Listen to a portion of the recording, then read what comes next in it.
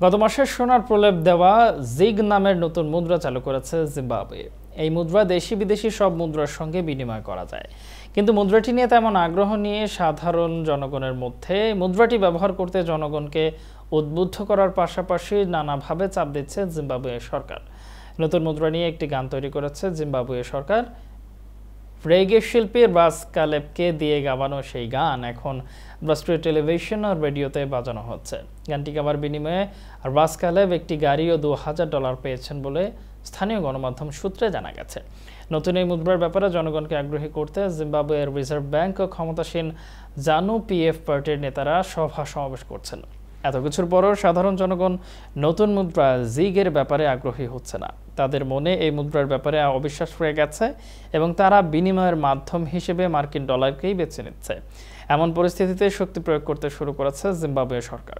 সম্প্রতি কয়েকজন কারেন্সি ডিলারকে কারাবন্দী করেছে। এছাড়া জিগকে দুর্বল করছে এমন অভিযোগে বেশ কয়েকটি ব্যবসায়িক অ্যাকাউন্ট বন্ধ করে দিয়েছে। তবে জিম্বাবুয়ের রিজার্ভ ব্যাংক তাদের নাম প্রকাশ করেনি।